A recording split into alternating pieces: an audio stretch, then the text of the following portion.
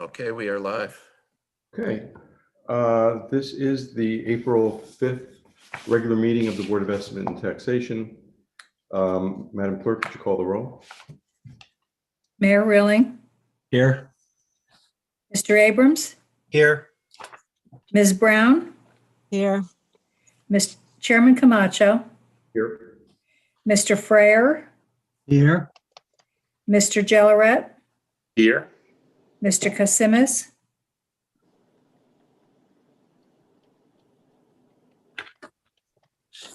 six present, you have a quorum. Okay, let's jump right into it. First item on the agenda is approval of the minutes. There are 4 sets of minutes, beginning with the March 1 regular meeting. So moved. Is that Troy? Is that you? Yeah. Okay, Troy moved the item. Are there any changes, additions, deletions? Minor correction on page 3 of the package, the March 1 meeting, top of the page. Mayor Rilling said the city needs a level of confidence. It's spelled confidence.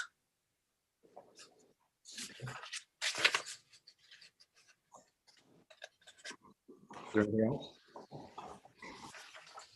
That's all I caught.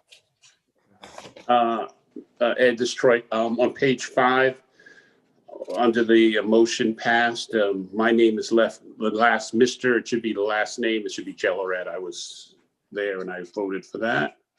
Okay. And on page 7, second paragraph, Mr. Daniel said that under, it should be James. Her name's Juanita James, not, it says Miss Jones of Fairfield Community, Fairfield County Community Foundation. 4 minutes for discussion, or just the first one?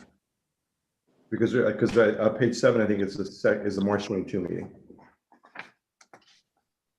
Oh, I'm sorry, say it again. Page 7 is the March 22nd meeting, and I just wanted to clarify that when you move. Oh, I'm sorry. Oh, yeah. you Okay, move sorry. all- I didn't know you. Yeah, I was doing them all. Yeah. All right, so Oh, they're all included for discussion. Okay. But they've all been moved for discussion purposes. So are there any other changes in any other of the minutes?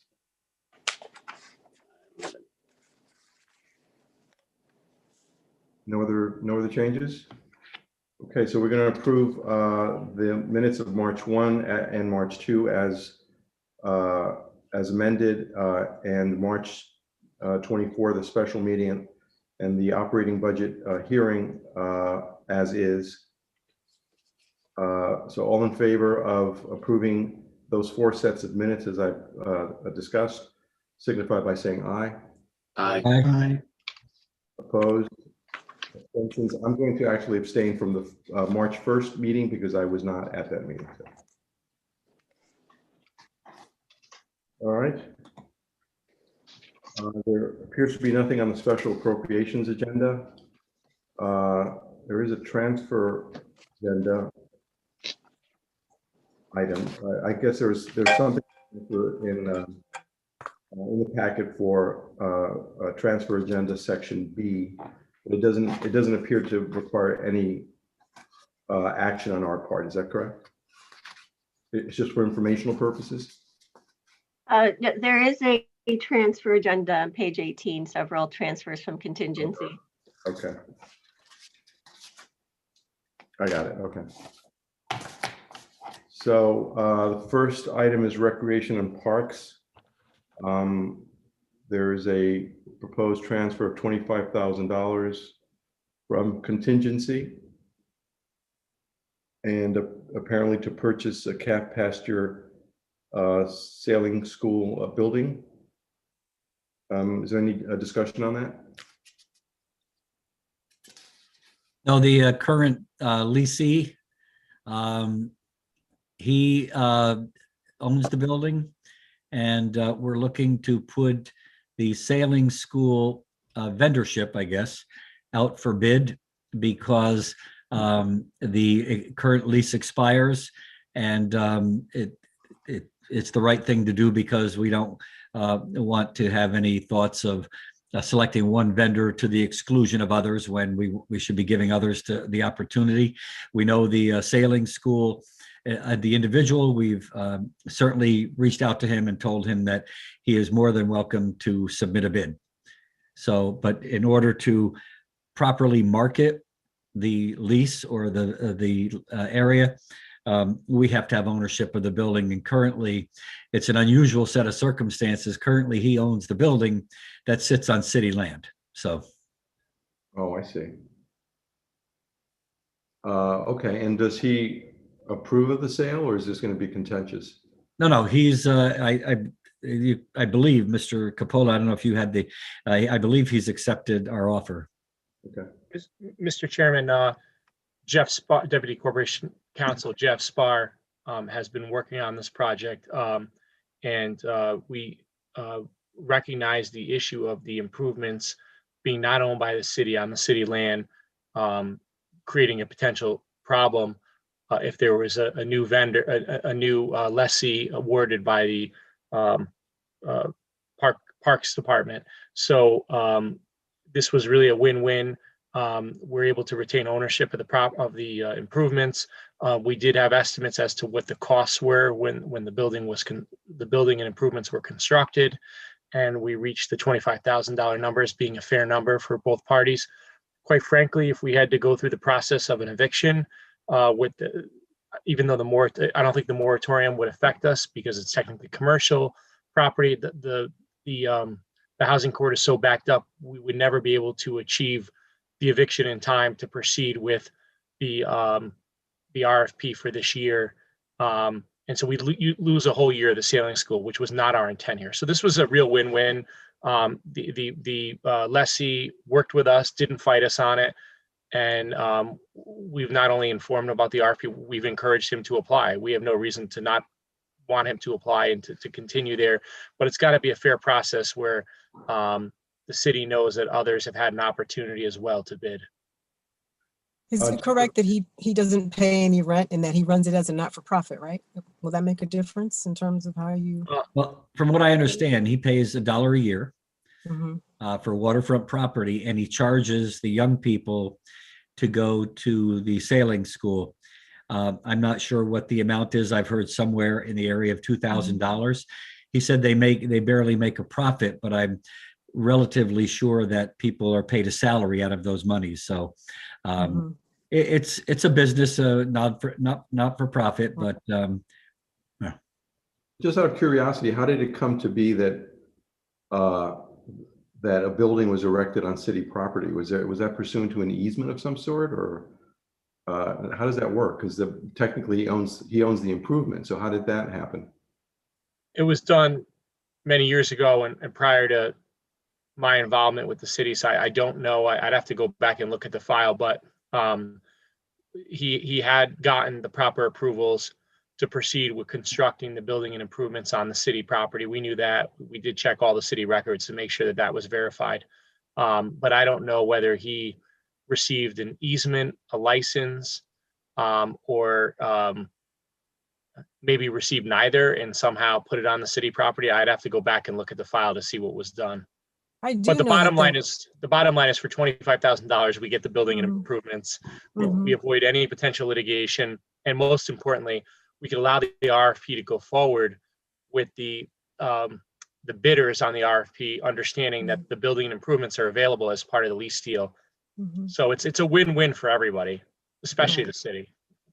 And I think that, and maybe this went into it, but I think that his initial plan, he offers, water safety. I think that was the initial concept of it, because it's waterfront, to provide some kind of a safety plan so that young people would be, they'd have water safety skills. So maybe that went into why that was done. I don't know.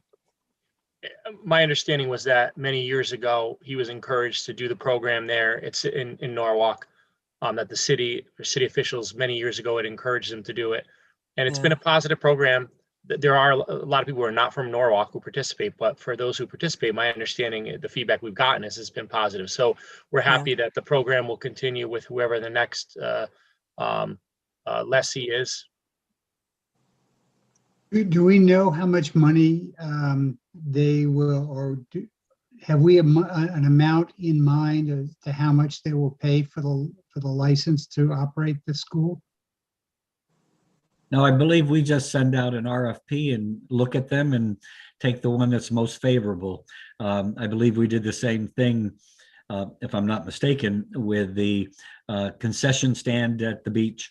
We take what we're looking to do is put out an RFP, and I don't have it in front of me, and I don't think I can recall, but there's a percentage that the city looks to recover from the property. I mean, this is waterfront property, prime property, that's city owned. And again, it was a positive program. We're hoping that we can find someone to continue. And we would even be pleased if the current vendor were to be the successful bidder. So it's just going to be whoever offers the best deal is the guy that's selected. It'll be by the way, my understanding is it'll probably be an RFQ. So there'll be a request for qualifications, and then the committee will make a decision as to which offer, including consideration of the operator of the program as proposed, would be the best deal for the city. So it may very well be that the provider for many recent years of the program will be selected. But there may be a better provider out there that offers a better deal to the city. And that was the reason this was done, because there has been no bid on this opportunity for many years. My understanding is that the current operator of the sailing school has indicated that he will not be submitting an RFP or RFQ or whatever it is. Is that still the case, or is that? Yeah, he's mentioned that. I've read that as well. He didn't communicate that to me, but I've read it in several sources. But hopefully he'll change his mind if he wants to bid. I think the school has been run well again, but I think we have to put this out and not exclude anybody from the opportunity to have the same school. Okay, fair enough. Any other questions? Okay, I'm not sure. Did we move that item, or I don't believe we moved the item. So I'll move it. So right. Move retroactively. We've had the discussion. All in favor of approving the transfer of $25,000 for the purchase of the building, of the improvements on that property, signify by saying aye. Aye. Aye. Opposed? Abstentions? All right, the motion carries and the item is approved. The next item is the Health Department. $14,000 transfer. Who would like to move that item? So moved. All right, James Freyer moved it.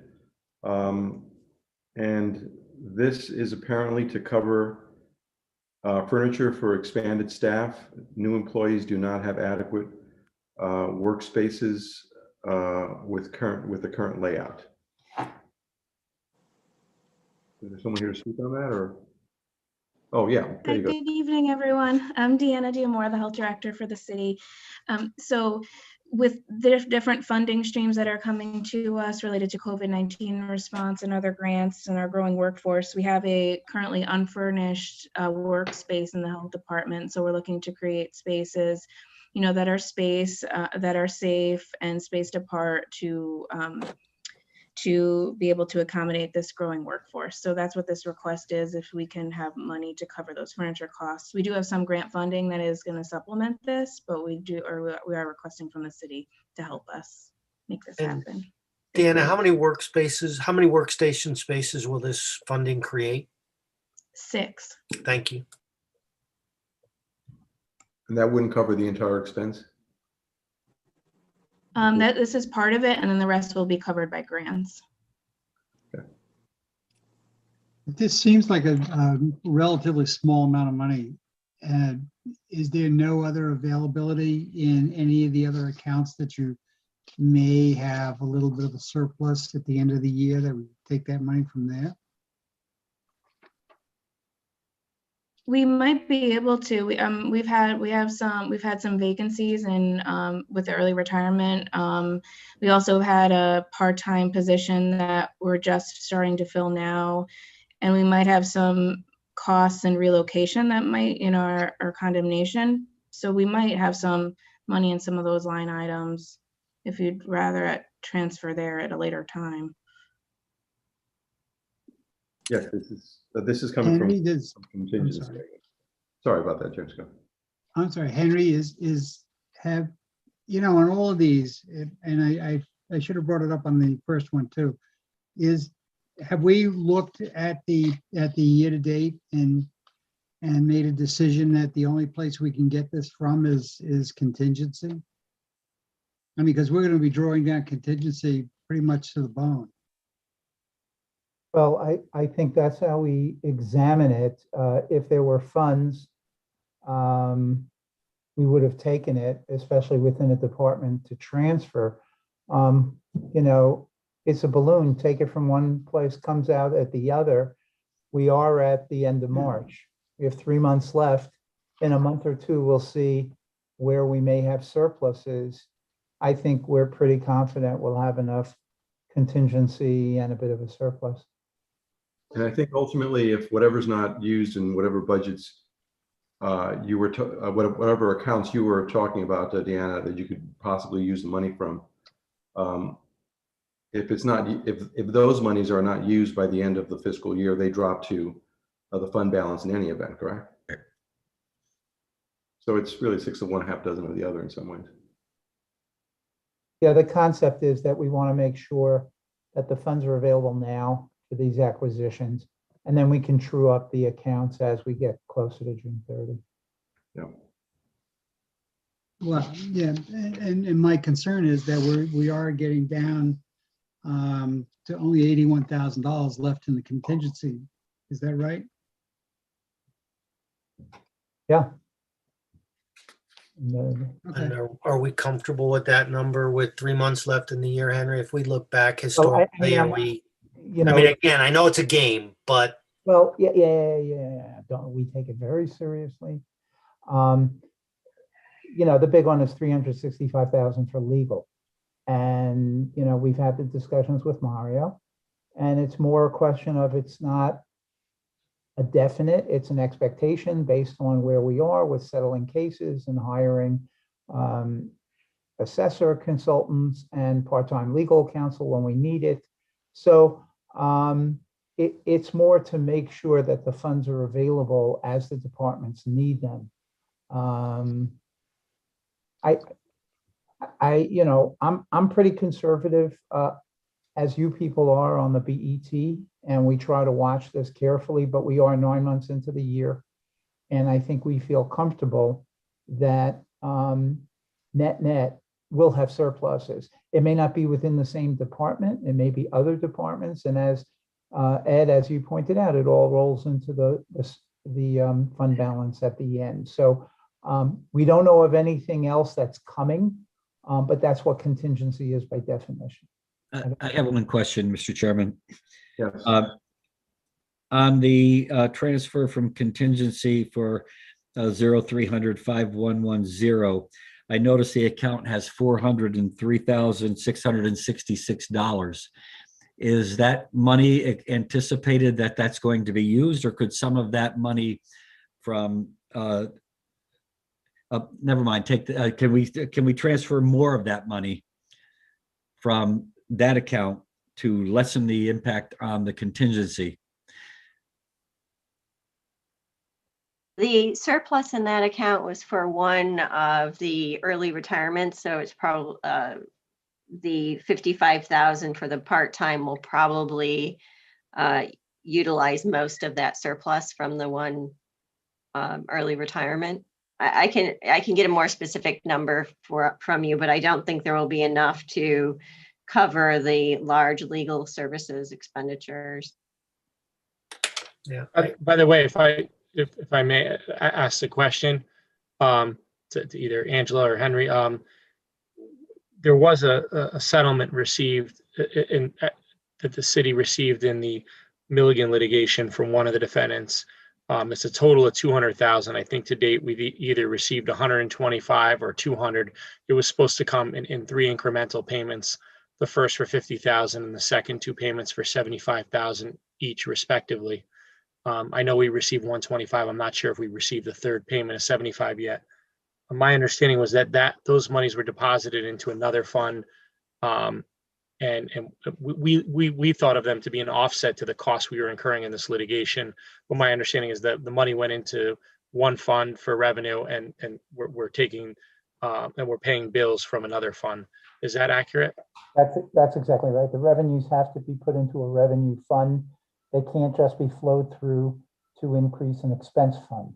But from a dollars point of view, it does offset these expenses. We don't want you to just spend all the money you collect, but obviously if you have these expenditures coming, the net cost to us will be less. So that's one way of looking at it, that this is revenue that, Mario, I assume it was unbudgeted revenue? Yeah, we actually settled with the defendant. One of the reasons we settled with the defendant, which was CC Rivington in the case, it was the least culpable of all the defendants by far.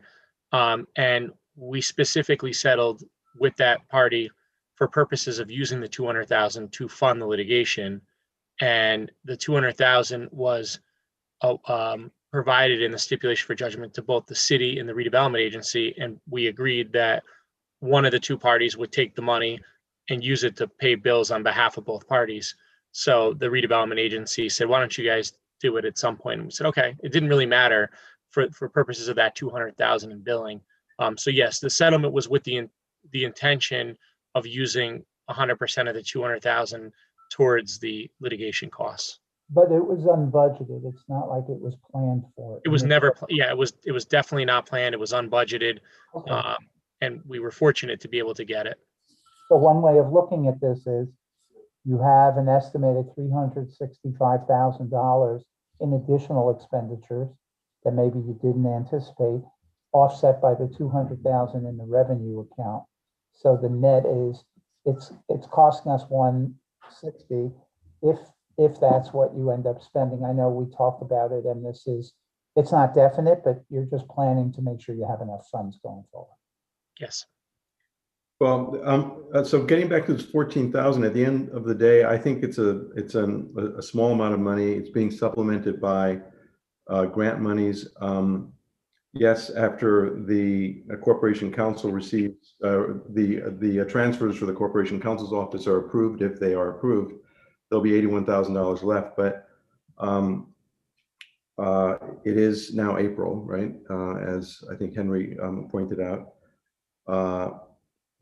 And as we get closer to the end of the fiscal year, we'll know where other surpluses are, and those, will become available, I guess, if we need to tap into them. So I think this is a reasonable request.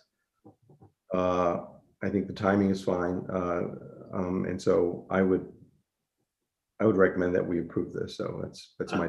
I would agree on the item that was moved, the 14,000. I have no issue there. No, I have no issue with it either. I'm just curious whether we have any money anyplace else rather than using our contingencies. But I have no problem. As I said right at the outset, this is a minor amount of money in the great scheme of things. Okay. Is there any further discussion? All in favor of approving the transfer of $14,000 from contingency to the health department for purposes of the furniture and workspaces purchases, all signify by saying aye. Aye. Opposed, abstentions, the motion carries and the transfer is approved.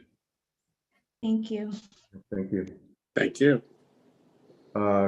Next item is the Corporation Counsel's Office, transfer totaling $419,400. Who would like to move that item? So moved, Troy. Okay, Troy moved it. All right. Any discussion on that? So just one point of clarification to the point of surpluses available elsewhere in our budget. I just don't understand the machinations well enough, so forgive me. Should we find ourselves in a situation where we need to move money around that would have normally come from a contingency, are we able to access those surpluses before the end of the fiscal year? Yeah, yes, the BET can approve any transfer over $5,000, and there's always a large surplus in salaries for unfilled positions. The largest are for police and fire for their unfilled positions throughout the year. Okay. And at the end of the year, that's how I true up a lot of the negative balances when I come to you in usually August. Most of those salary surpluses will fill those holes in other accounts.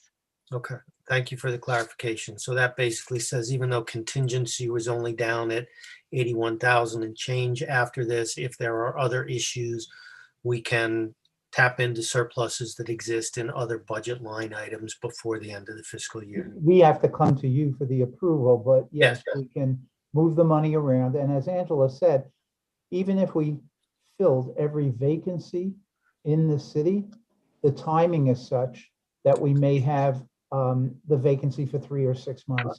Understood. I just wanted to Okay. make sure there's financial flexibility in Yes, other areas. Thank you. you're welcome.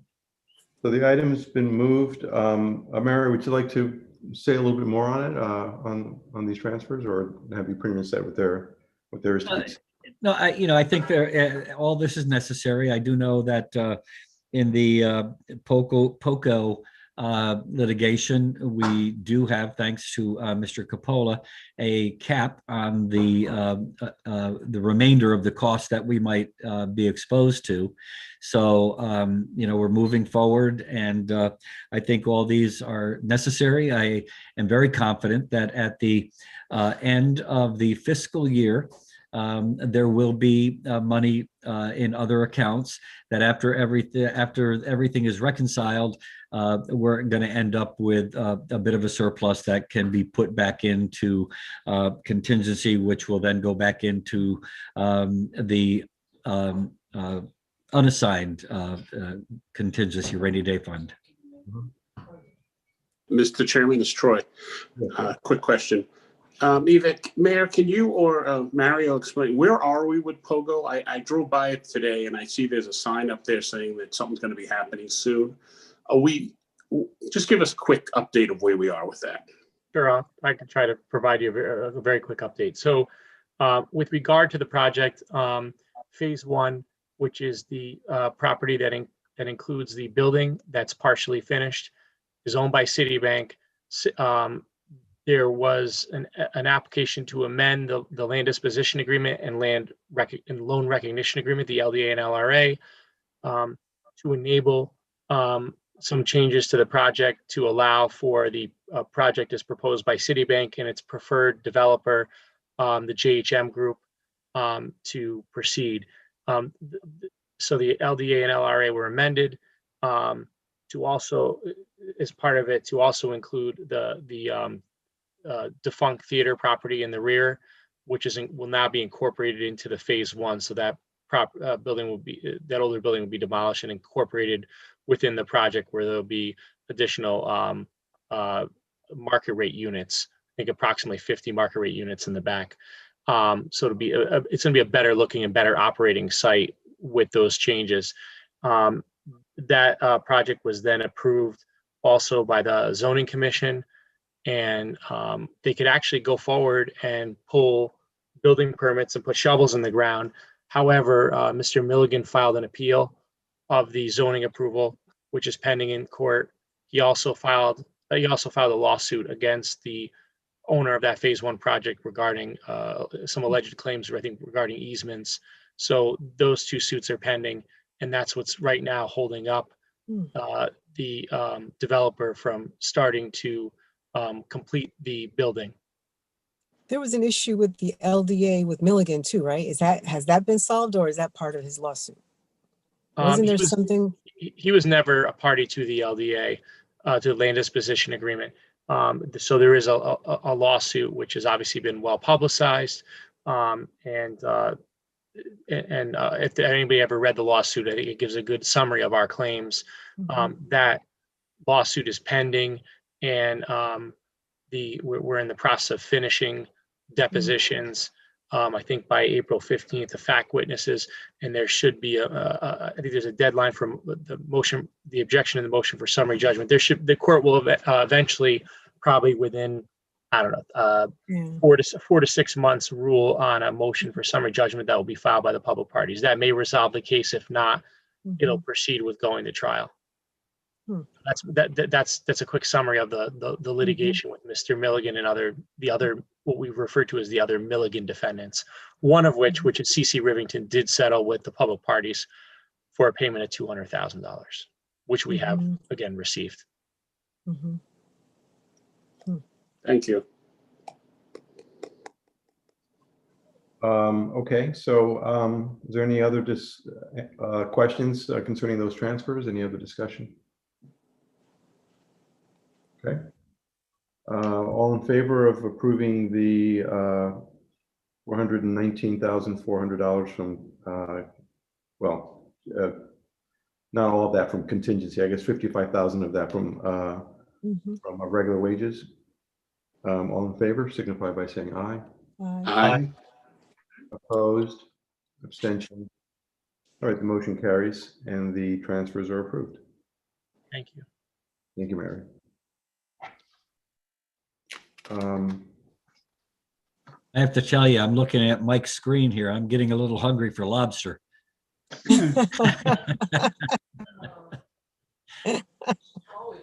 I deliver. Lucia just told me she's always hungry for lobster. Okay, so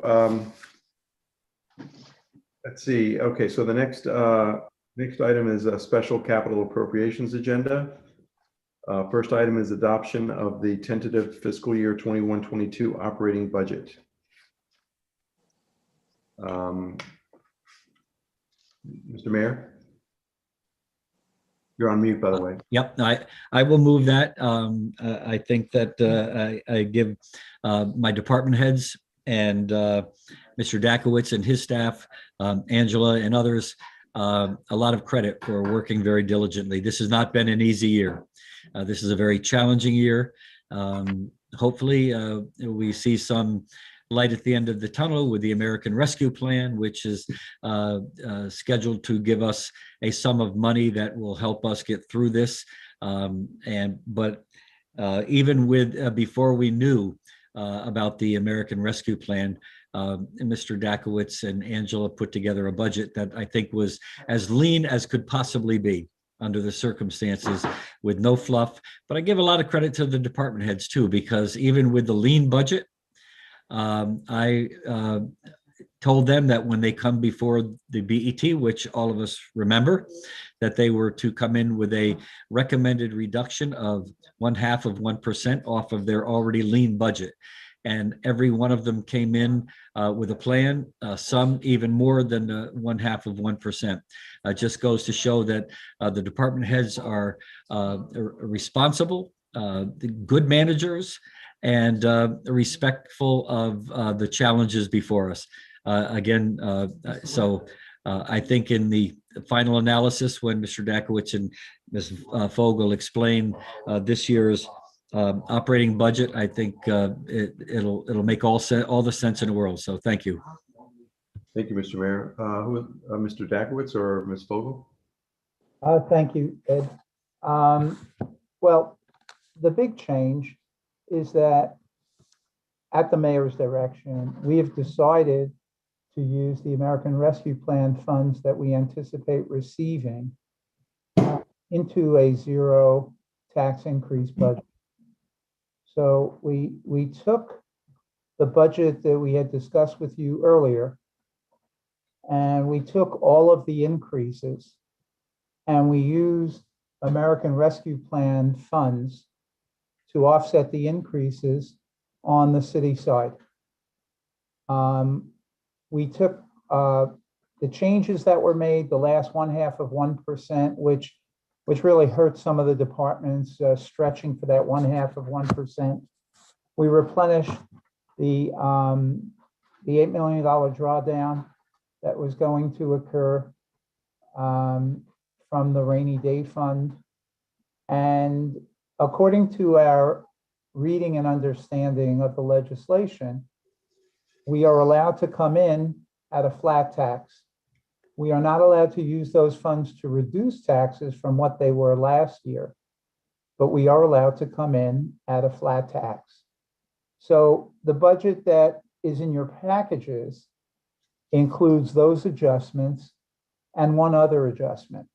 In addition to the funds we on the city are getting from the American Rescue Plan, the Board of Education is also getting significant funds from the American Rescue Plan. And what we are proposing is a 0% increase for the Board of Education, with the understanding that they would use their American Rescue Plan funds to somehow compensate for the increase that they are anticipating. Now, the rules get a little tricky. Tom Hamilton and I have had a conversation. Cash is cash. So the funds can be used for things that are permissible, but if they are used for things in their budget that are permissible, that frees up those funds to be used for the increase. So the thought is we are using our funds to come in at a flat rate. They will use those funds to offset other areas so that they come in at a flat rate. And that's why we are looking at an average mill rate for the whole city last year. Well, actually, this current year, the fiscal year 21 budget was 23.875 mils. And we're looking at next year with a 23.904 mil rate. So that's the major change, which we feel in this time of COVID is very important. The uncertainty is still there. Yes, we have vaccines, but there are different variants of the virus that are out there. And economically, individuals have suffered, whether loss of job, businesses going out of business. There's a tremendous impact. And until the recovery is well underway, the city wanted to show its taxpayers that we understand what they're going through, and we're using these funds to help them and accommodate them by not having a tax rate increase. And thank you, Mr. Dakowitz, for that explanation. And we also felt that, again, the funds should be used for the greatest good. And probably the easiest way to accommodate that greatest good across businesses, residents, is to come in at a zero tax increase rather than seeing people have to pay more. Some people have lost their employment. Landlords are not able to collect rent in many cases. Businesses have seen a decline in their revenue. There's a lot of different things that are impacting not only the city of Norwalk, but Fairfield County, Connecticut, and indeed the entire nation. So I believe that what Mr. Dakowitz and Ms. Fogel put together is something that accomplishes what we are trying to do. I have a question. So with the change that Mr. Dakowitz just mentioned, does that, if any, impact some of the concerns that the parents had at the last meeting at the hearing? They were talking about some of the academic programs and some of the other things that there was a concern that they'd be cut. So does this impact any of that? I would just point out that the city, with the BET's recommendation and the Common Council's ceiling, that is the only decision-making we on the city are allowed to make. We set a budget. They have other funds, whether it's from grants, whether it's from the American Rescue Plan, and they decide how to allocate their dollars. So if they set programs or if they lay off teachers, that's their choice. But as Mayor Rilling has pointed out, the American Rescue Plan, which has restrictions, specifically said that these funds are designed to avoid layoffs. So we don't have any say in how they allocate their dollars. but we would hope that they use those funds in a way that benefits all the school children and addresses some of those concerns of the parents. And could you tell us, Mr. Deckwitz, how much money the Board of Ed is anticipated to receive over what period of time? The funds are coming over 2 calendar years, which straddle our fiscal years. But the expectations would be that the funds would come in 2021 and in 2022.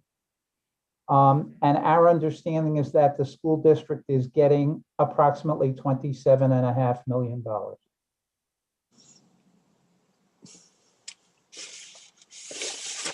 The amount of the budget increase that we were talking about that I had recommended was $4 million.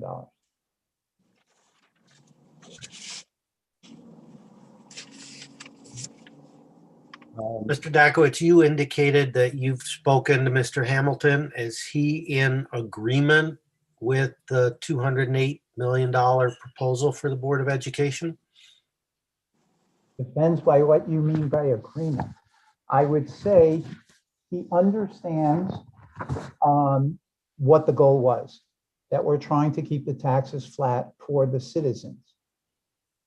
His point, which has been made before, is that this is temporary short-term funding. No, I shouldn't say short-term, one-time funding for 1 or 2 years.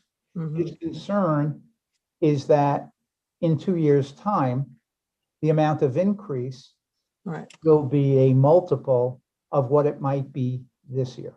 And the response to that is? My response? Yeah. My response is, number one, one of the things I've tried to guide the city on is not to start new programs which don't have funding down the road. So this is supplementing existing personnel, existing costs, and we get relief for 1 or 2 years, okay? The second thing is we have an expectation that the efficiency study will be conducted over the next 6 or 9 months. And we would hope that at the end of that process, the consultants would offer recommendations to both the Board of Education and the city on ways to spend funds more efficiently, to save money, to get greater efficiency. So we're hoping that that might help offset some of the gaps that we end up with.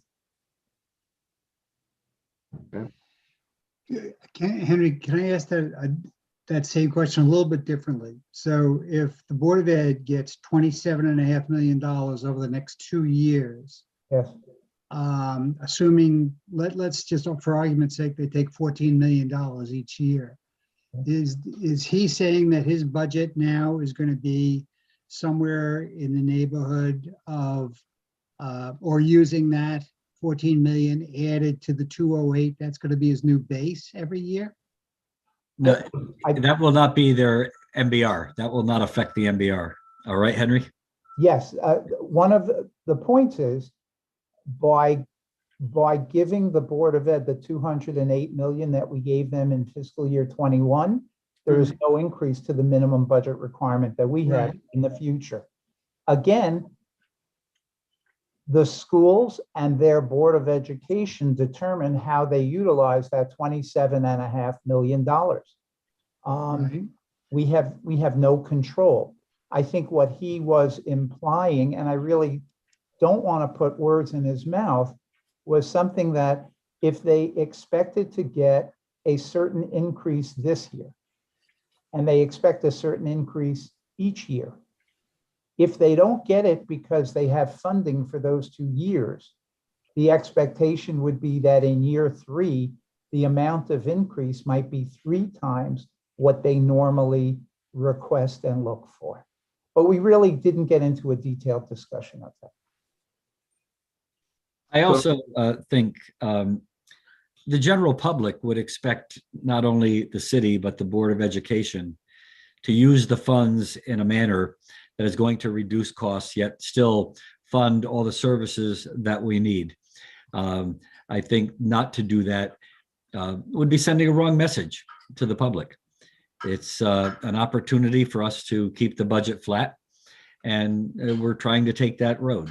So, And I think ultimately it's almost like taking money from contingency from the rainy day fund for ongoing operating expenses.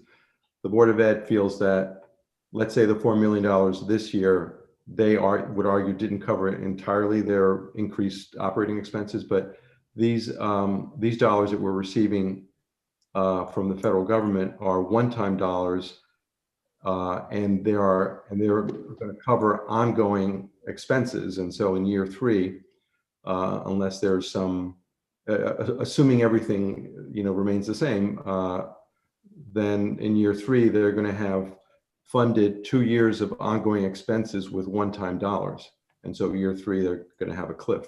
But with the efficiency study and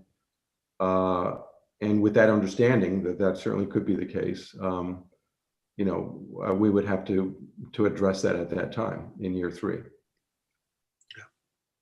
and we've talked about taking an incremental approach to that.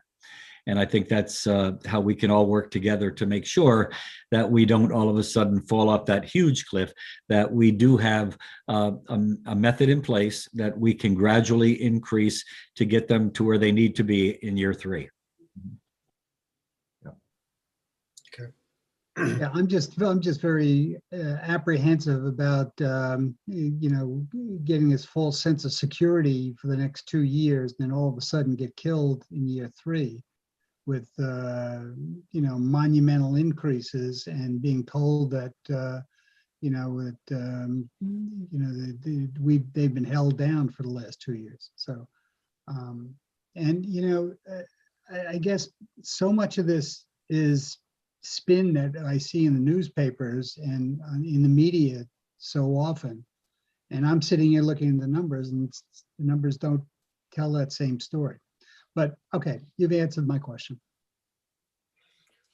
One other question for clarity, please. You said, I believe, we're going to try and keep the budget flat year to year yet. And when I look at the material in front of me, it's still showing a 2.9% year to year increase on expense, all of it on the city side.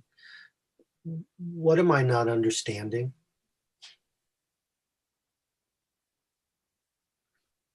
2.9% is the expenditure increase. What is flat is the mill rate, and the mill rate reduces expenditures with other revenues, and the other revenues to achieve the flat rate is the intergovernmental. You'll see the increase in the intergovernmental, and that is the ARP money. Yep. Okay. Forgive me then. I thought that the comment was on the expense side. No, it was a question of presentation. Conceptually, we could have taken the funds and allocated them to each budget line item to make them flat. And what we decided to do was show it bulk on the intergovernmental side as a revenue contra expense, and show what the budgets would be for each of the departments based on their lean budgets when they came in. Okay. Thank you.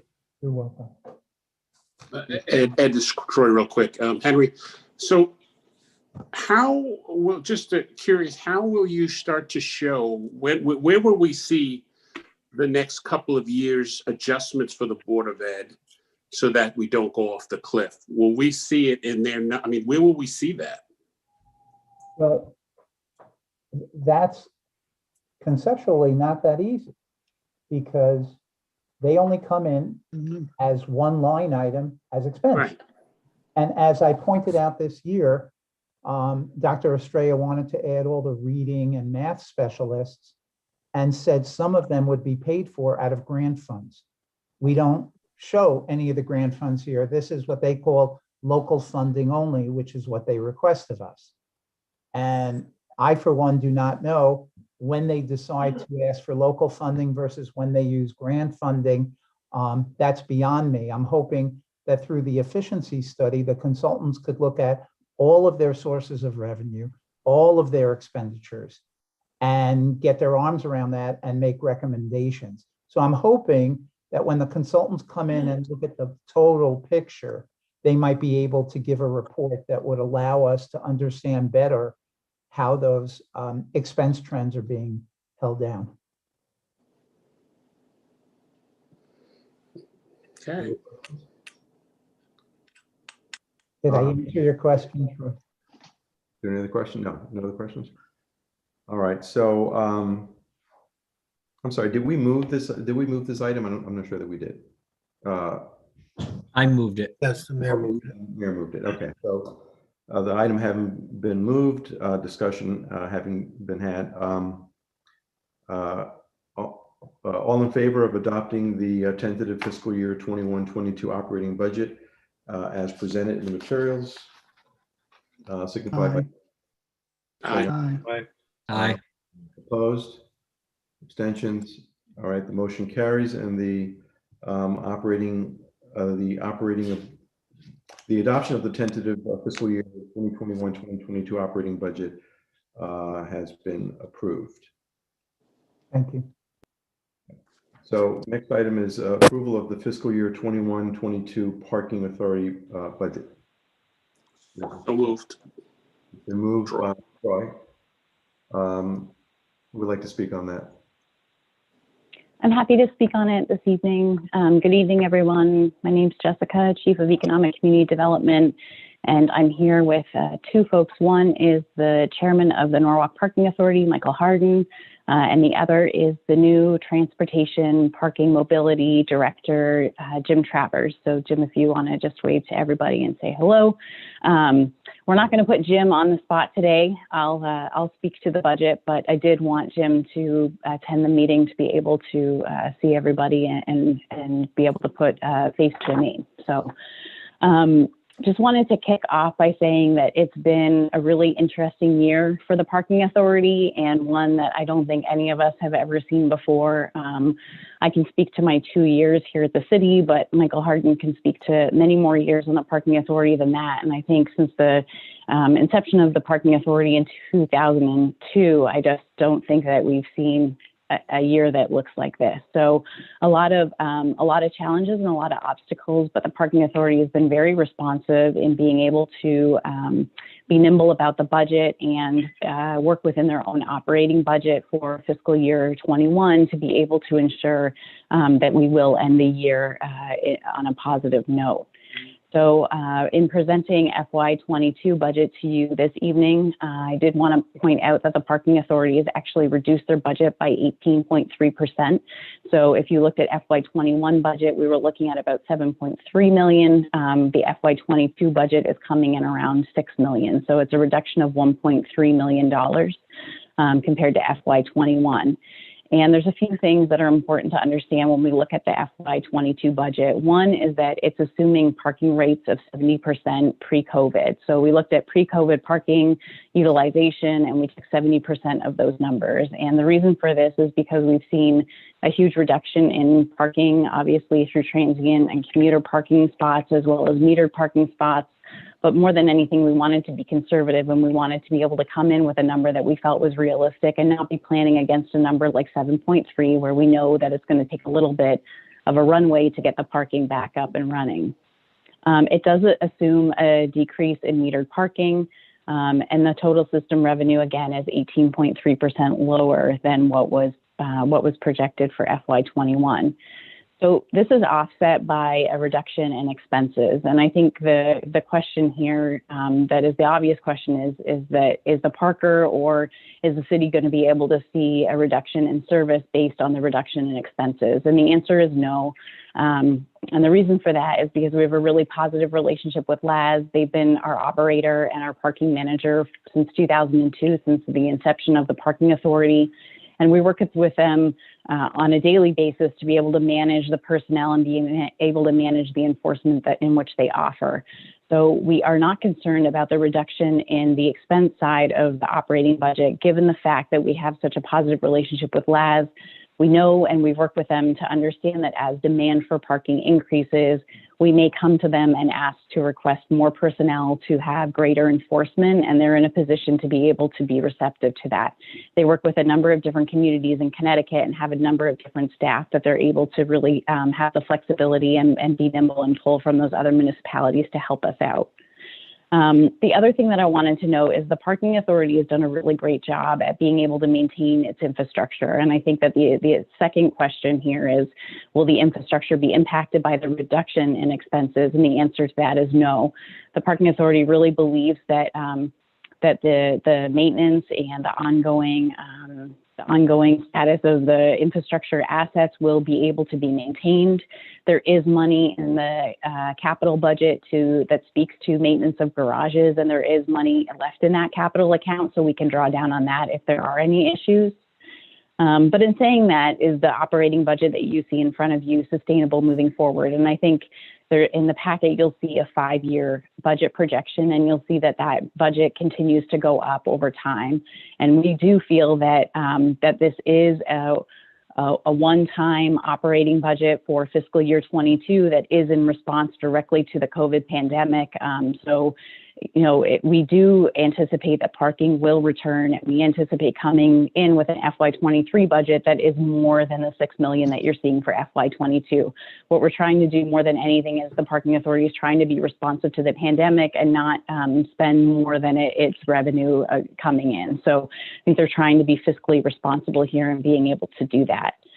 I do think that it's important to note that the Parking Authority does have a line item that speaks to city administration, and that number, it was $600,000 last year for FY21, and for this year for FY22, it's been reduced to $460,000. What I wanted to point out here is that it's not actually a reduction in staff services, and it's not a reduction in staffing resources for the Parking Authority.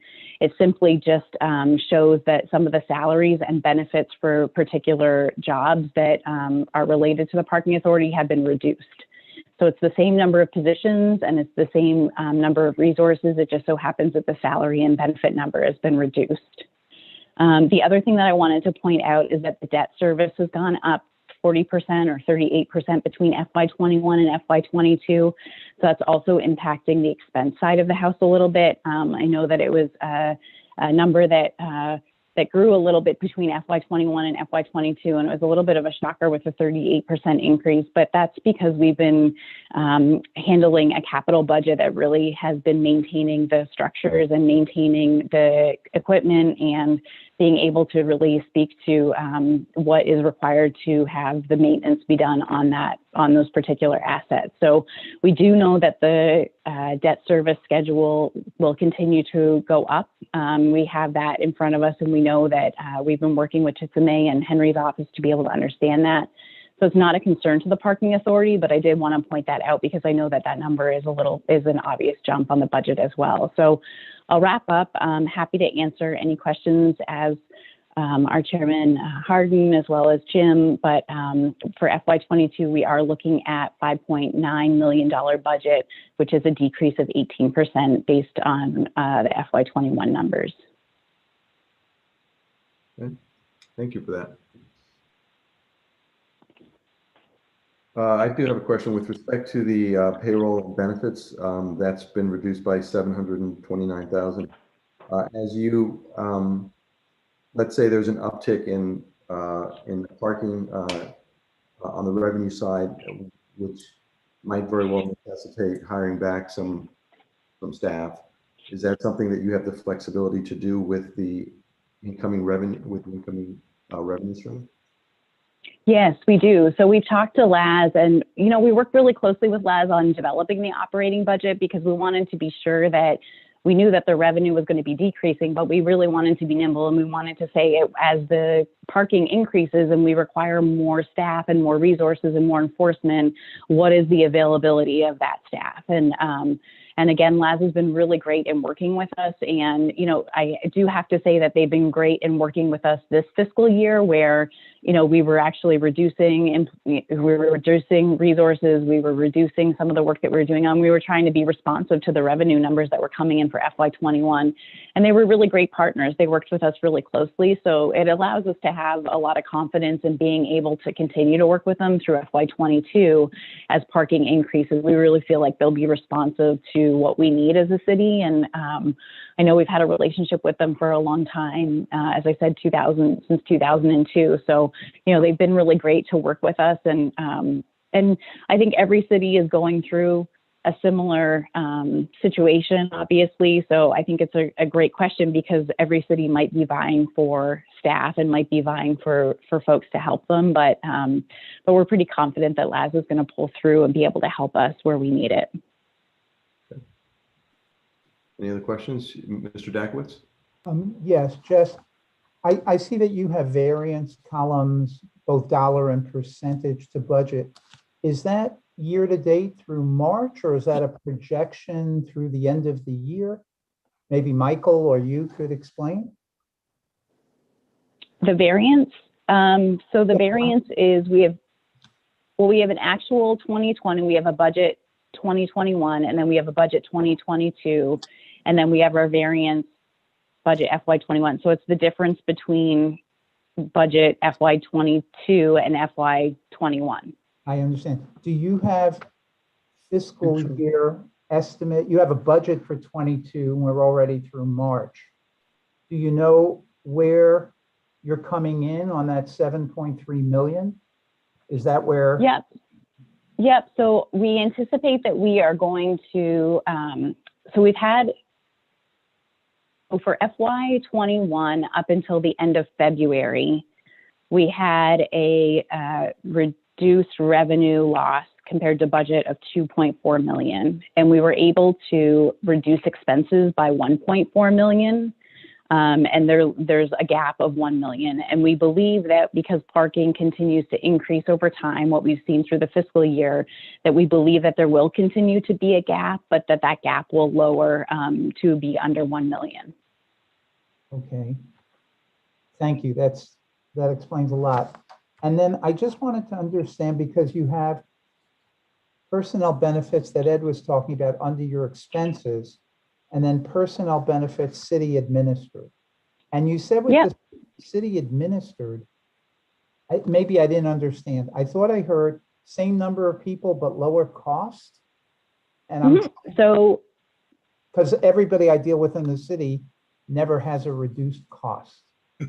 Henry, I thought you'd be happy with this. I thought you'd be happy with me with a reduced number here. I'm thrilled. I just want to make sure it's real. It is. So it is real. So there are two personnel and benefits numbers, and one personnel benefit number is the 700 is the 1.6 million that you're seeing for FY 2022. That is the money that the parking authority pays to LAS to be able to hire enforcement staff and to be able to hire folks that are out there on the street managing the operations themselves. The difference is that for the city administered expenses, which is personnel and benefits, you see it coming in at 460,000, and in the prior fiscal year, it was 651,000. The difference here, there's two things that are happening here. One is that originally the city actually had parking enforcement staff that were city employees, but they were working with the LAS team. And that has happened since 2002. And we had a whole handful of parking officers that were being paid out of the city. And for FY21, we only had 2 of those parking officials left working with the city. Okay. In FY21, 1 person retired and 1 person left the city. And as a result of that, what we had decided as a policy from the city standpoint is that we would not hire new people on that were parking officials, that we would allow that money to go over to LAS and that LAS would hire appropriately. So we wanted to be able to have those city employees with the city as long as possible, but through attrition, we're basically moving that resource over to the LAS. So that's one part of the reason for the reduction. The second part is that we had a lot of turnover at the city with the early retirement. And as a result of that, a lot of the salaries and benefits got reduced. So some of the folks that were holding these positions originally were actually at a much higher grade and were being paid at one of the highest grades because they had been with the city for a long period of time. As a result, we're bringing new people in, and these positions are held by people who are at a lower grade. And so that's the second reason for that reduction. So if I added up correct, that's terrific. If I added up correctly, in fiscal year 21, I take the 2 0.36 million that you pay to LAS, and the 650 for personnel for the city, and I get about $3 million. And then Yep. for fiscal year 22, that's dropping by about 900,000 to 2.1. Is that the right way to think of it? That's the right way to say it. And I would say that that is the projected budget moving forward. But I think to the chairman's point, if we require additional resources from LAS, then that 1.6 million, which is the personnel benefits under the expense column, will increase. And we will increase it to be able to meet the demand that is required through the revenue that comes in through the door. So it will not be lower than 2.1, but it may be higher based on demand and our need to work with LAS to bring staff on. Right. Terrific. Thank you. Henry, I've You're also welcome. cut my salary in half for that fiscal year as well.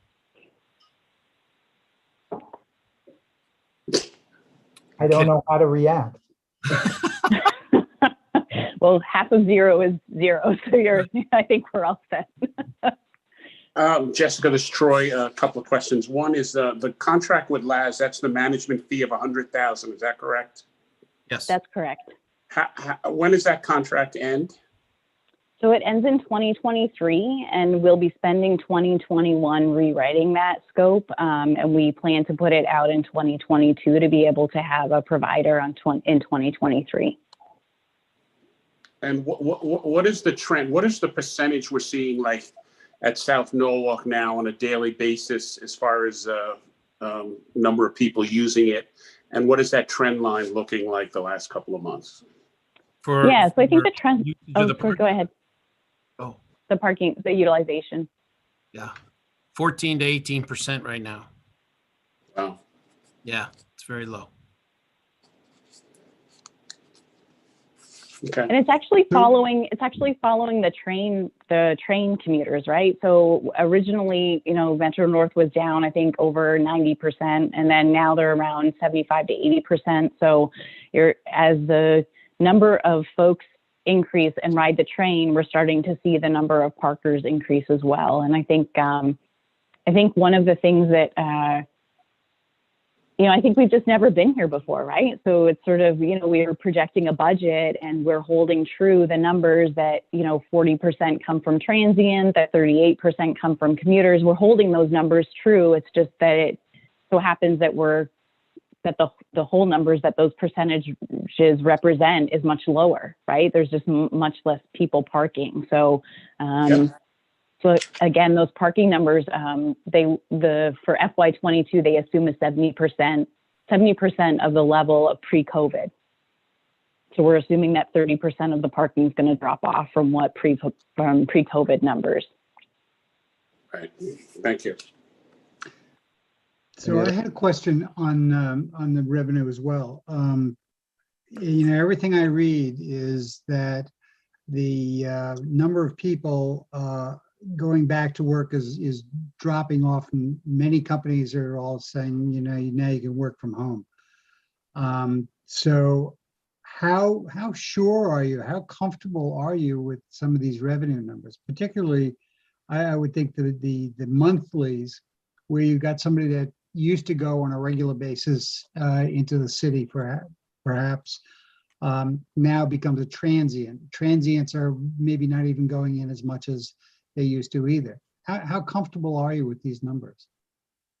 So I think we're fairly comfortable. The parking has already spent a lot of time, probably 2.5 months, 3 months, talking about these numbers. And it was really great timing for Jim to come on board, because Jim was kind of a litmus test for us as well to say, does this feel right? Does this not feel right? What does this look like compared to what New Haven is seeing and what Stamford is seeing, and how do we feel about it? And I think that the numbers are based on the experience that we had in FY21. And I think that I think that the parking authority has been really conservative with the budget, knowing what that hit has looked like.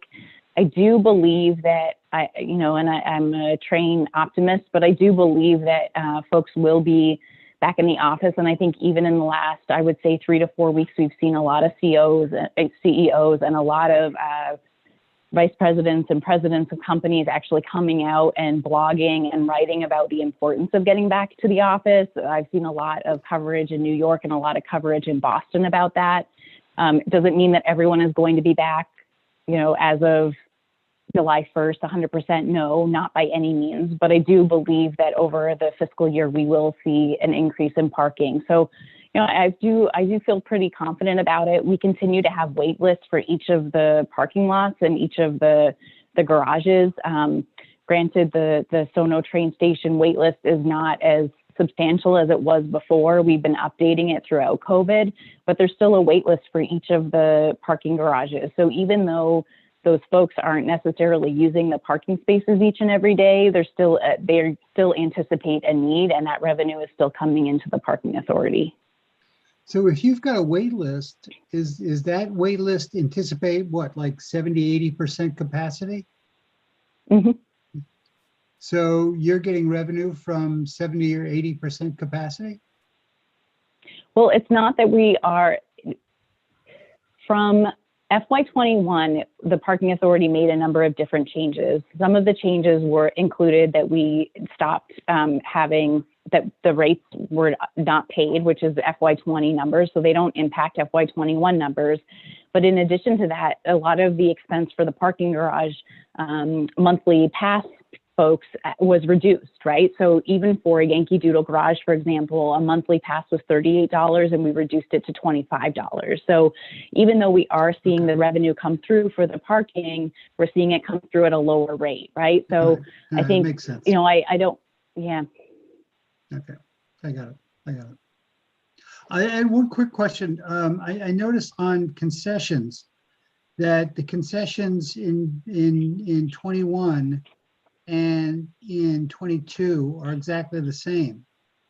Did your actuals come up from 16,000 in 2020 up to 40?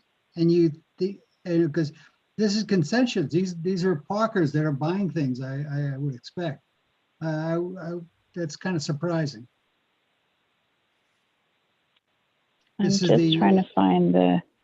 South Hey, Norwalk say that, trying to Railroad, find say the that number. again. South Norwalk and East Norwalk. Concessions.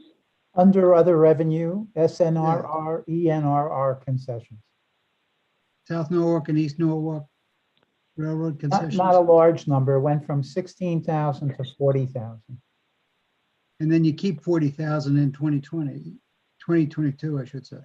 And those are under other expenses, Other revenue. other Income. revenue. So those, Revenue. I believe those are the leases for the spaces in those Oh. areas, like the coffee machine and the restaurant and the dance studio.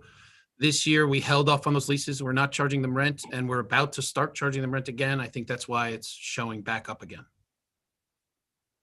Does that make sense? Did you get the 40? Well, I guess the actual then wasn't 40,836.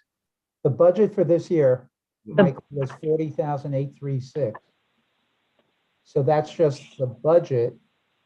And the question is, as James was asking, if you waived it during COVID, we would assume you wouldn't get that for this year, maybe for next year. Does that make sense? This is what you're charging concessionaires. Well, actual for FY20 was $16,000. And then for budget FY 2021, it increased to $40,836. And if we look at the notes on the budget narrative, we have the concession leases of $10,800 from the eastbound station and then $30,000 from the westbound station at the Sono train station garage. So basically what it's showing is that originally we only had 16,000 in FY20 and now we're fully leased out for the concessions at 41,000, and that stayed consistent between FY21 and FY22. So it's just been a flat number. I thought Michael said you didn't collect money from concessionaires for part of this year. Jessica, I also think from my conversation with Laz that we Lost you, Jim. Jim, you're breaking up. Jim, you cut out I guess there. the question increased is the Yeah, go on, Jim. Jim.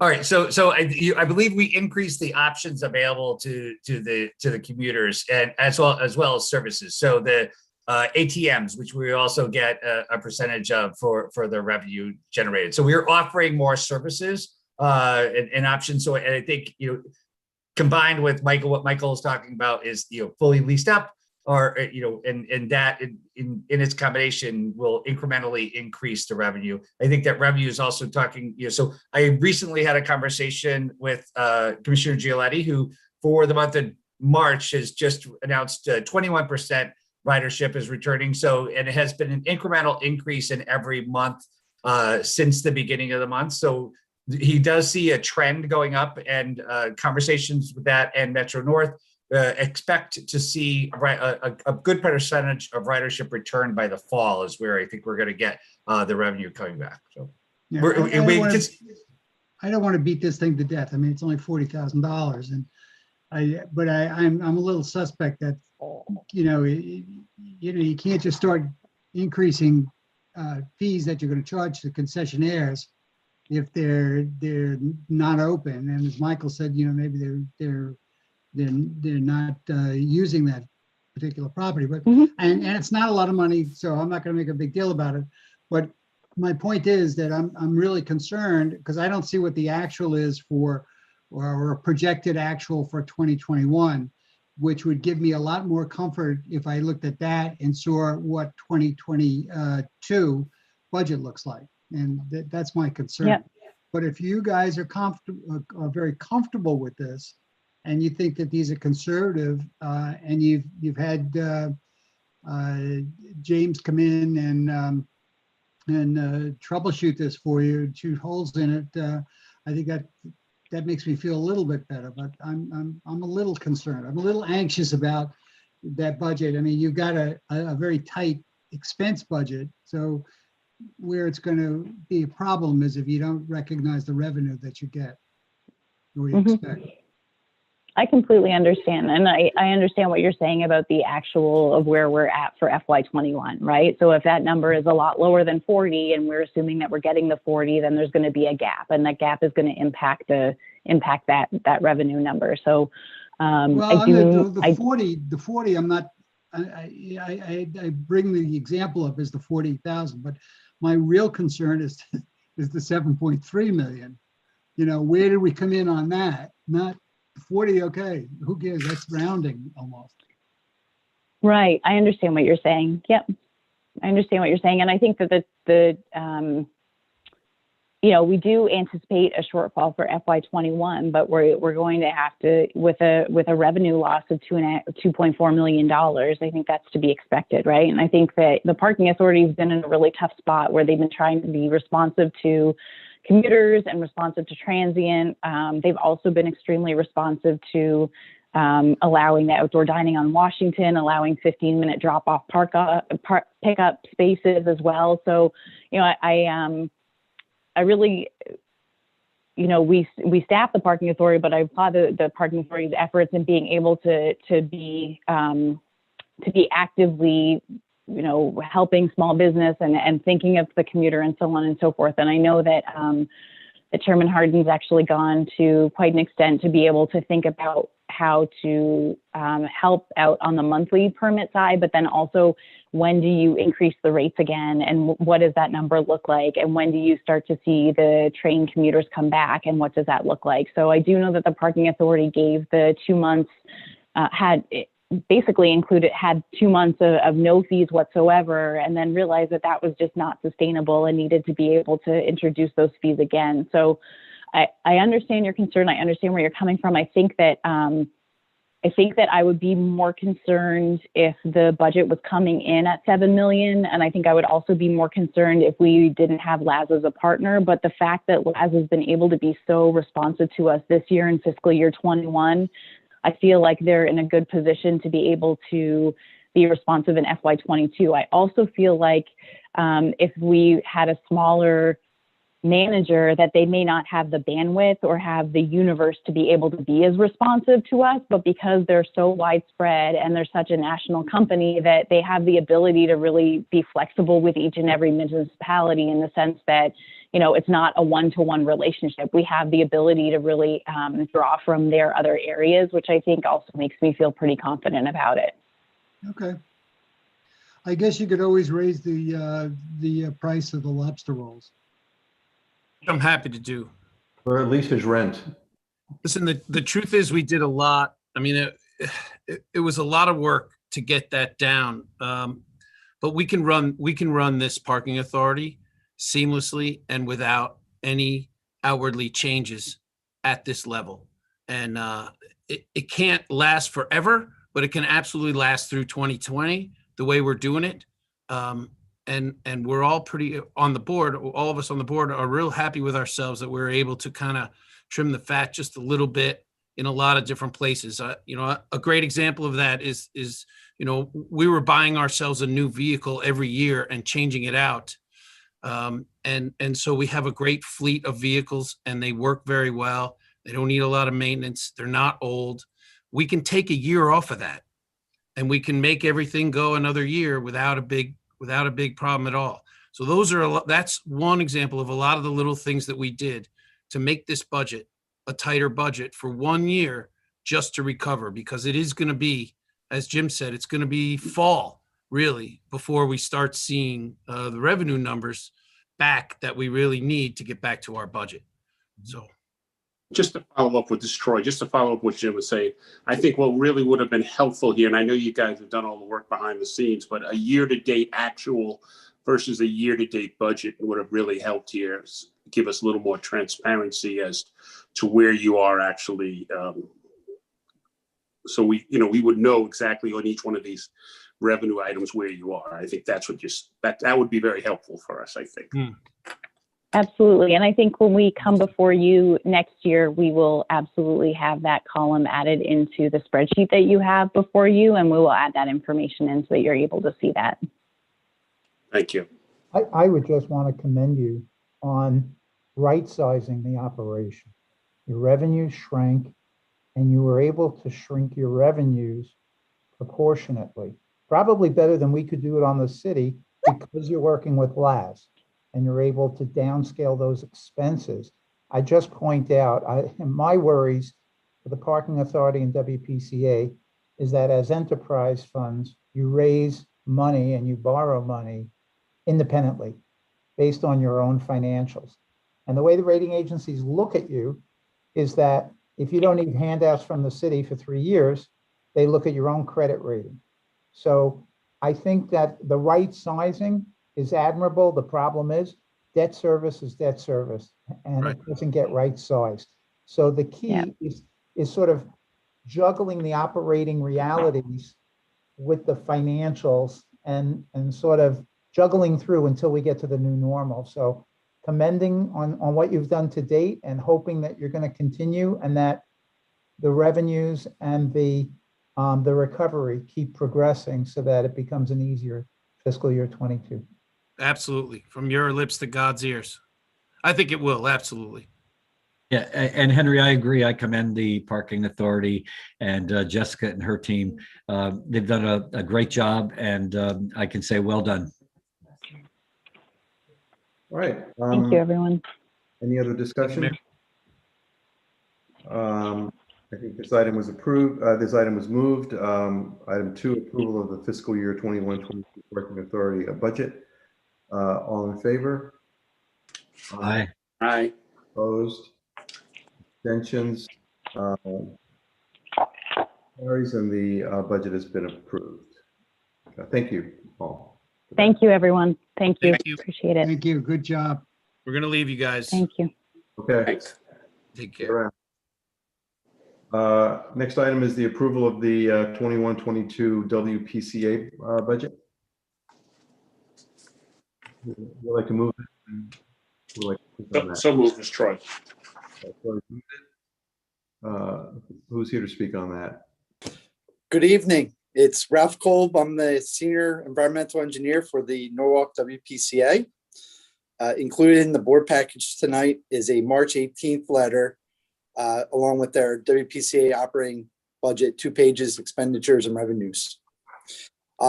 Like Henry mentioned earlier, the WPCA is an enterprise fund which manages the city's sewer collection system, pumping stations, and wastewater treatment facility.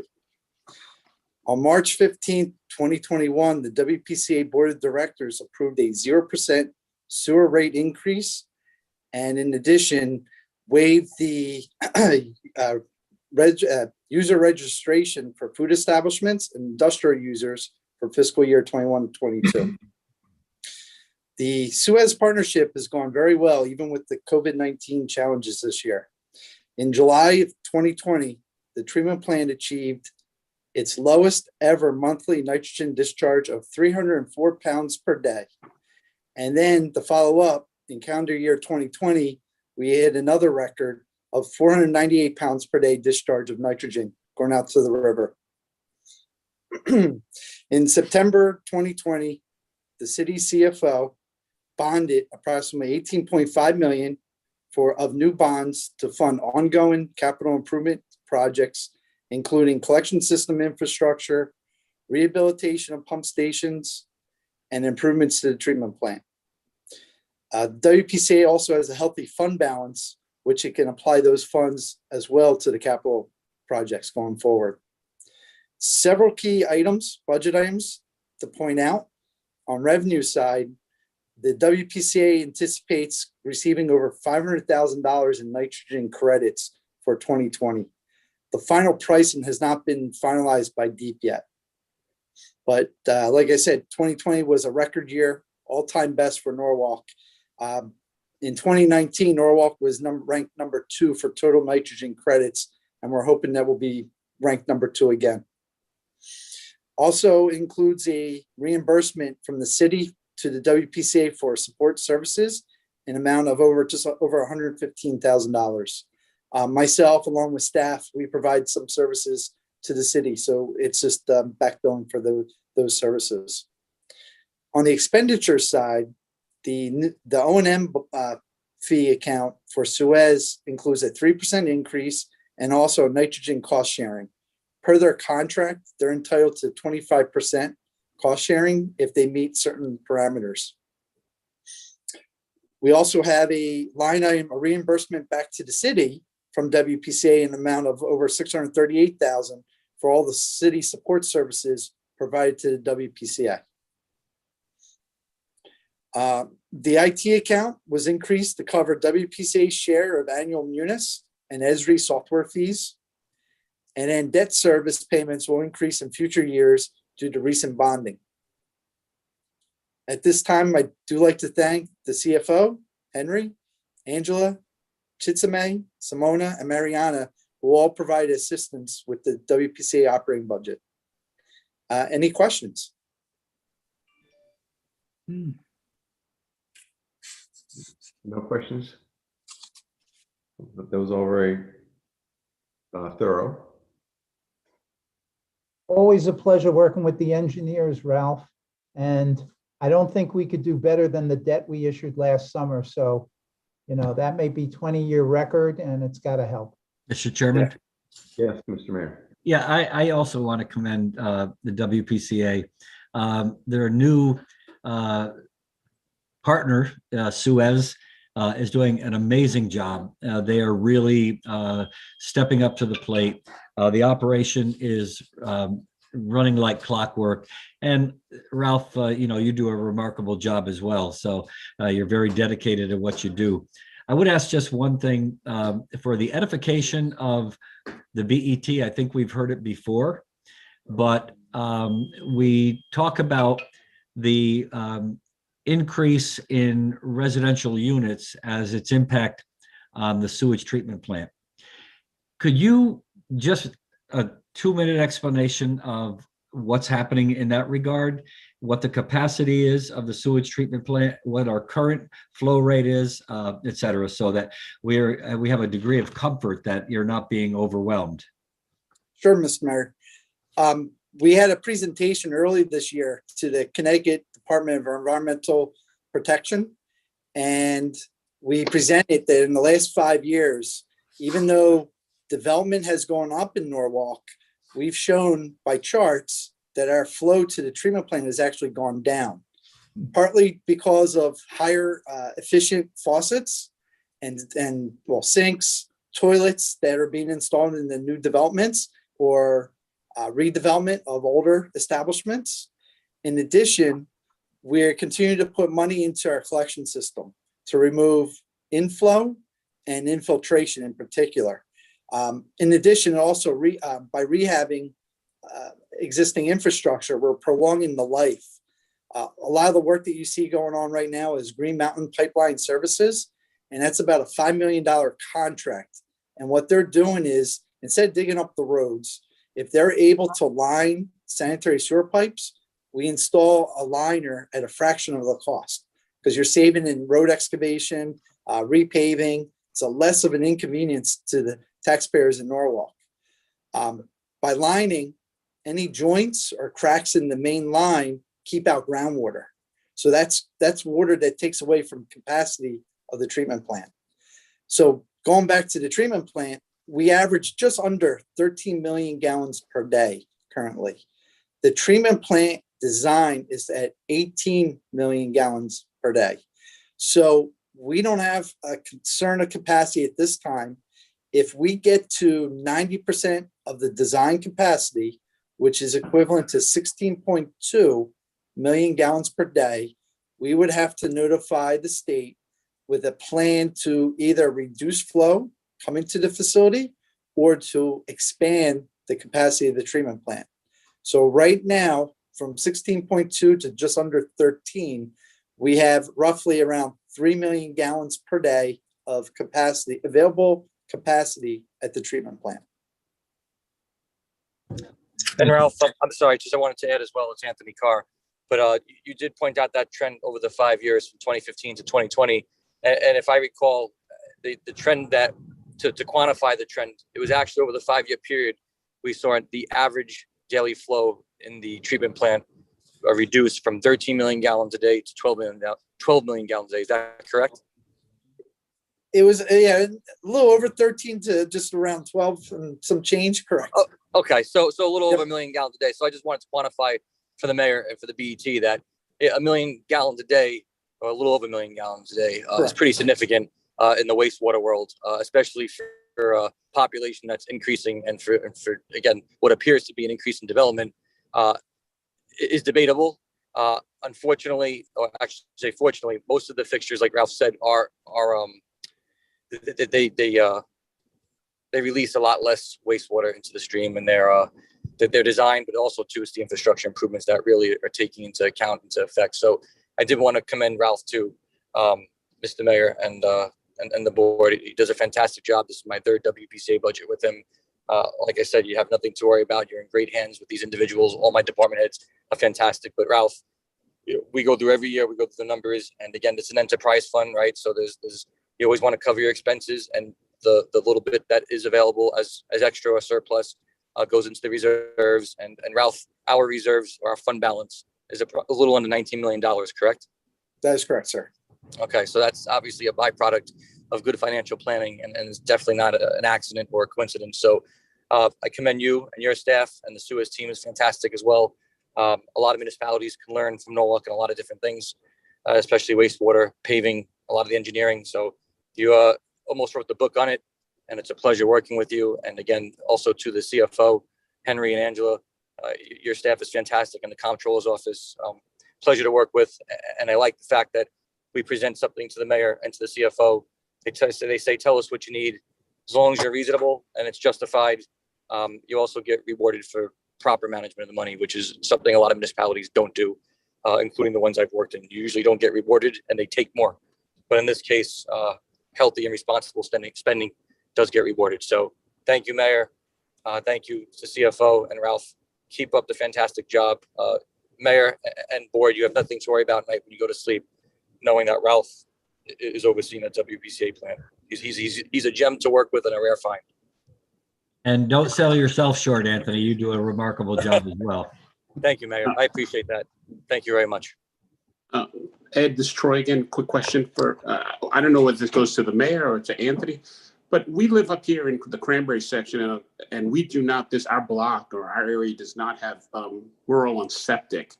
Is there a master plan or something to run a pipe down our streets up here in order to connect at some expense, maybe on our part, but Was there any concept or plans on that down the road? Or That would be Anthony or Ralph that could answer that. I could take the beginning, and Ralph, I know, is a little more intimate with it. I know that there is a plan for conservation development where certain areas that are septic are not encouraged to be developed with sanitary sewer, and that's more of a planning and zoning and a different topic. But in general, since not every neighborhood has sanitary sewer, there is not necessarily a plan per se to expand the sewer out. Typically what happens is a neighborhood, a group of people can petition for a sanitary sewer. The city would undergo a freeholders process where they basically look at and say, okay, there's 100 parcels that could benefit. The cost of the project is $3 million. You divide the $3 million by the length of each of the property's frontage. That gives you a cost that's typically paid over 20, 30 years, whatever the CFO finds more palatable to the city for the borrowing capacity and the rates, but I'll defer to the experts. And then that is added on to the taxes. Now, the city typically does not extend sewers just for the fact that it would be hard to say which areas are more justified to have the sewers than others, because everybody can make a rightful argument and say, hey, I want a sewer, I'm not on sewer. So our capital budget at this time is really only to cover our capital expenses for the infrastructure that's in place, to rehab it, rehabilitate, and obviously add a little bit. But typically, the sanitary sewer extensions are either done by developers or could be by subdivisions, could be by neighborhoods.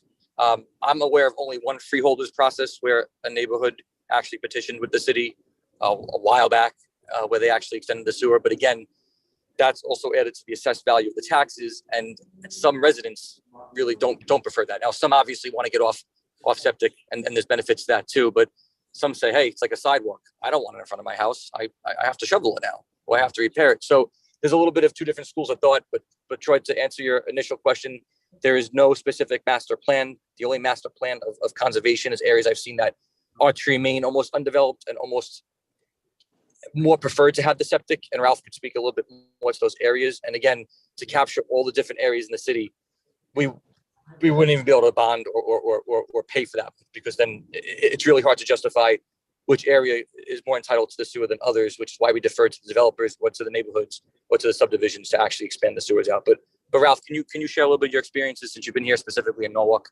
about that process? You're correct, Chief. The city at this time, even though there's areas that are on septic, the POCD plan acknowledges that and does not anticipate future sewer extensions, because that would change potentially additional subdivisions, the zoning requirements. There's a lot more long-term planning by multiple departments that would get involved. However, if there was an area where all the septic tanks were failing, and like you said, Chief, the neighborhood would petition the city, that would be taken under consideration. Thank you. Okay, that's interesting. Thank you. Thank you. Any other questions? No other questions. Who moved this item? Did someone move this item? I thought it was Mr. Jelleret. Yeah, I moved it. All right, so it's been moved. No further discussion. All in favor of approving the WPCA budget for 21-22 as proposed, signify by saying aye. Aye. Opposed, abstentions, the motion carries and the budget's been approved. Thank you. Thank you, Mr. Chairman and members of the BET, and Mayor Henry, Angela. Have a nice night. Ralph, take care. Thank you, Anthony. Thank you, everybody. Thank you very much. Much appreciated. All right, last but not least is appointment of auditors to the audit to audit fiscal year 2021. So moved, destroy. All right, Troy's moved the item. Who would like to speak on that? I'll speak on it. Last year, we did an RFP, and then we entered into a 5-year engagement and contract with Bloom Shapiro. They have merged with another firm, but they've done an outstanding job, and we look forward to working with them again. Who did they merge with, Henry? I knew you were going to ask that. I think it's PKF. I hope I'm not misspeaking. Oh, No, it's not. It's, who did they merge with? I apologize. One second. I think I can. that's, I just know them. They were one of the largest in Connecticut. Interesting. I told them I'm gonna call them Bloom Shapiro no matter what. I'm not sure, and I shouldn't misspeak. I should be more careful. That's all right. I'll look it up. But combined, they're one of the newest and best. Clifton Larson Allen, CLA, and that's a national firm that has been acquiring firms around the country. Interesting. Yeah. CLA, and they changed all their literature. I said, we're from Connecticut, you're Bloom Shapiro, you will always be Bloom Shapiro. And in fact, Bloom Shapiro is now going to run the CLA business in the New England area. So they're taking the lead here. So, any other questions? No. The item has been moved, appointment of auditor to audit fiscal year 2021. I guess the company would be CLA, is that? CLA. All right. So, in favor? Aye. Aye. Opposed? Abstentions? The motion carries, and the auditors have been approved for our purposes. So, is there anything else on the agenda, or anything else that anyone would like to say? Just one other quick thing on the Oak Hills Authority. Angela, could you get their budget? I think they mentioned they were going to send us their budget for this year. I didn't see it in the package. And just ask them if you can give us an update of where they are with the restaurant negotiations. I think I know what it is, but I mean, and their timing for coming in. Yeah, I'll get more information from them. And they did put a note that they're still in negotiations on the restaurant, but they do have increased revenues for the restaurant. Yeah, I saw that. Anything else? I'd move that to adjourn. Oh, motion to adjourn. James. Good call. All in favor?